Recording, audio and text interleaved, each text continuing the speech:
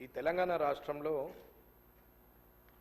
ఇప్పటి వరకు electric vehicles ఏవైతే అమ్మకాలు జరిగాయో అవన్నీ ఎన్ని వెహికల్స్ ఇప్పటి వరకు ఎలక్ట్రిక్ వెహికల్స్ వచ్చాయి, దాని మీద ఎటువంటి ఆలోచన ఈ ప్రభుత్వం చేసిందనే దాని మీద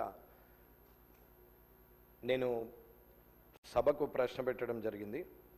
ఈ తెలంగాణ రాష్ట్రంలో మొత్తము 1,80,00,000 వరకు కార్ల సంఖ్య, అలాగే 23 లక్షల దాటింది. ఇప్పుడు తెలంగాణ రాష్ట్రంలో మొత్తం వాహనాలు అన్నీ కలిసి 1,80,00,000 ఉంటే కార్ల సంఖ్య 23 లక్షలు దాటిపోయింది. ప్రతి సంవత్సరం 9 లక్షలకు పైగా కొత్త కార్లు రోడ్డుపైకి వస్తున్నాయి. ఇది 2014తో పోలిస్తే ఇది 150% పెరిగింది కార్ల కొనుగోలు అనేది. సరే, ఆర్థిక సామర్థ్యము, 10 ఏళ్ల కాలంలో అభివృద్ధి, లేకపోతే వారి స్వయం ఉపాధి వల్లనో వారి కష్టం వల్లనో వారి ఆర్థిక సామర్థ్యం పెరగడం వల్ల ఈ కొనుగోలు శాతం పెరిగిందనేది నిజం. పొల్యూషన్ విపరీతంగా పెరుగుతుంది. అంతేకాకుండా ఆయిల్ దిగుమతులపై దేశం ఎక్కువ ఖర్చు పెడుతుందని చెప్పి చేయవలసి వస్తుంది. కాబట్టి ఎలక్ట్రిక్ వెహికల్ని ప్రొవైడ్ చేయడంలో ముందుకు రావడం వల్ల ఈ రాష్ట్ర ప్రభుత్వానికి అభినందనలు తెలియజేస్తూ, ఈ పొల్యూషన్కి, ఈ ఆయిల్ దిగుమతులకి అడ్డుకట్ట వేయాలంటే ఆర్థిక భారం రాష్ట్రం మీద కానీ దేశం మీద కానీ పడకుండా ఉండాలంటే దీనికి ప్రత్యామ్నాయం ఎలక్ట్రికల్ వెహికల్స్. ఇవాళ దేశంలో 2070 నాటికి పొల్యూషన్ అనేది ఉండకుండా మొత్తం ఎలక్ట్రిక్ వెహికల్లతోని ఉండిపోవాలనేది ఒక లక్ష్యంగా పనిచేస్తున్నప్పుడు ఈ ఎలక్ట్రిక్ వెహికల్స్కి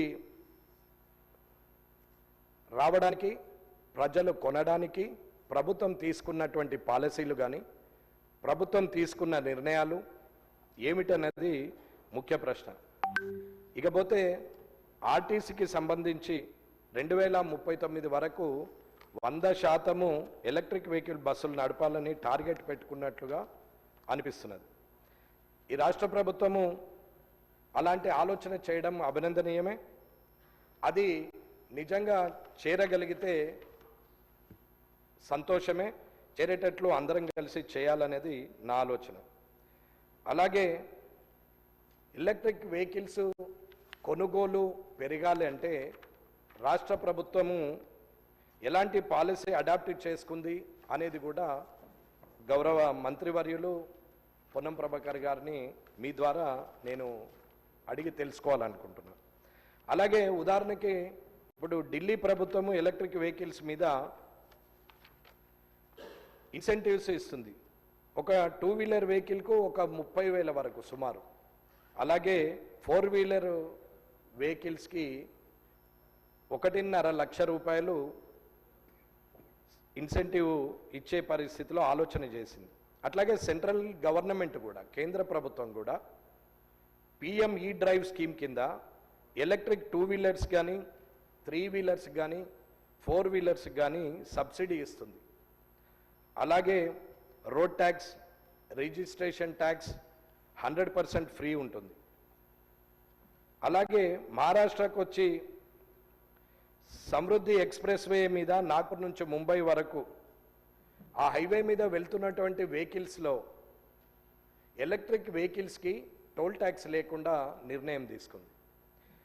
అలాగే తెలంగాణలో కూడా వెహికల్ పర్చేజ్ మీద సబ్సిడీ ఉందా లేదా, ఒకవేళ కొనుగోలు ఎలక్ట్రిక్ వెహికల్ ఎక్కువ చేయాలి అని అనుకుంటే మనం ఎలాంటి పాలసీ తీసుకొస్తే హైదరాబాద్లో పొల్యూషన్ నుంచి బయటకు వస్తాము అనేది కూడా ప్రభుత్వం ఆలోచించాలనేది నేను కోరుకుంటున్నాను. అట్లాగే తెలంగాణలో మొత్తము 1,80,00,000 వెహికల్స్ ఉంటే ఎలక్ట్రిక్ వెహికల్స్ వాటా ఈ రోజు వరకు 0.4% మన రాష్ట్రంలో ఉన్నట్టుగా నేను భావిస్తున్నా. I'm not correct, maybe subject correct అది. ఇక తెలంగాణ మొత్తంలో ఎలక్ట్రిక్ వెహికల్లలో హైదరాబాద్లోనే 60% ఉంది, రూరల్ ఏరియాలో చాలా తక్కువ ఉంది, 40%. అంటే ఒక్క హైదరాబాద్లోనే మెజారిటీ షేర్ ఉంది. ఎందుకు అని అంటే ఎలక్ట్రికల్ రీఛార్జ్ స్టేషన్స్ రూరల్ ఏరియాస్కి కనెక్టివిటీ చేయకపోవడం, state to districts, district to మండల్కి మనం ఆ కనెక్టివిటీని ఆ రేడియస్లో ఎలక్ట్రికల్ వెహికల్స్ రీఛార్జ్ స్టేషన్స్ని మనము ఏర్పాటు చేస్తే ఇంకా కొనుగోలు అవుతుందనేది నా ఆలోచన.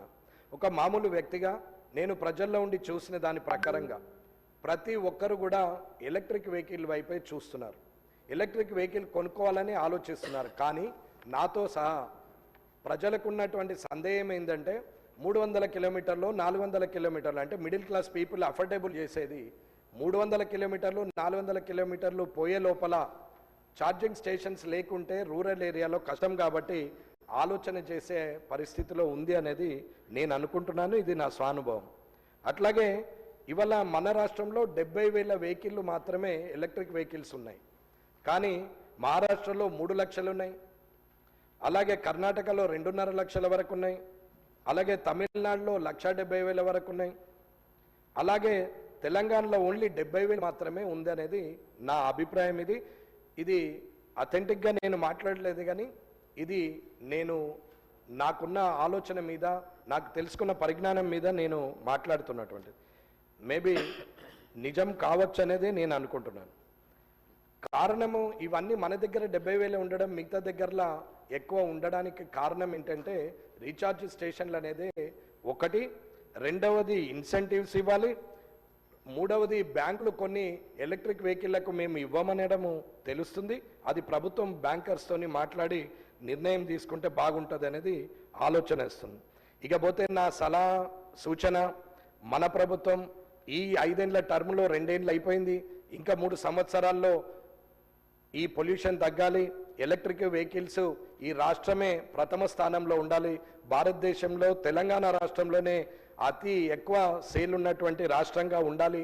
ఎందుకంటే అత్యంత ఉన్నతమైన ధనవంతుల వెహికల్స్ అన్నీ కూడా మొట్టమొదటగా హైదరాబాద్లోనే సేల్ అవుతాయి. కాబట్టి ఇవాళ ఎలక్ట్రిక్ వెహికల్స్ మిడిల్ క్లాస్కి, below middle class poverty line వాళ్ళకి ఇవాళ అవకాశం ఉంది. కాబట్టి దయచేసి ప్రభుత్వము నేను ఇచ్చే సలహాను సూచనగా తీసుకొని మీరు నిర్ణయం తీసుకుంటారని అనుకుంటున్నాను. తెలంగాణ ఎలక్ట్రానిక్ వెహికల్స్కు road tax, registration charges complete exemption ఉన్నా అది మొదటి 8,000 వెహికల్లకే ఉంది. కాబట్టి తర్వాత వీటికి ఇస్తలేరు అనే దాని మీద తీసుకోవడం తగ్గిపోయిందని ఆలోచిస్తున్నాం. కాబట్టి ఇవన్నీ ఇస్తూ ఎలక్ట్రికల్ రీఛార్జ్ స్టేషన్స్ కూడా పెడితే ఇంకా వెహికల్స్ అన్నీ ఎలక్ట్రికల్ వెహికల్స్ అవుతాయి. గవర్నమెంట్ అధికారులు ఉపయోగించిన, గవర్నమెంట్లో ఉన్న శాసనసభ్యులం మనం ఉపయోగించే వెహికల్స్ కూడా మంత్రులైనా, ఎమ్మెల్యేలైనా, అధికారులైనా, చీఫ్ సెక్రటరీ నుంచి పంచాయత్ సెక్రటరీ వరకు ఎవరికైనా వెహికల్ ఉన్నా వారందరూ కూడా ఎలక్ట్రిక్ వెహికల్లకి మారితే బాగుంటుంది అనేది నా అభిప్రాయం. దీన్ని గౌరవంగా తీసుకొని అందరం ఆ అడుగు ముందుకేసి పొల్యూషన్ తగ్గించాలని కోరుకుంటున్నాను. శ్రీ డాక్టర్ పాల్వాయి హరీష్.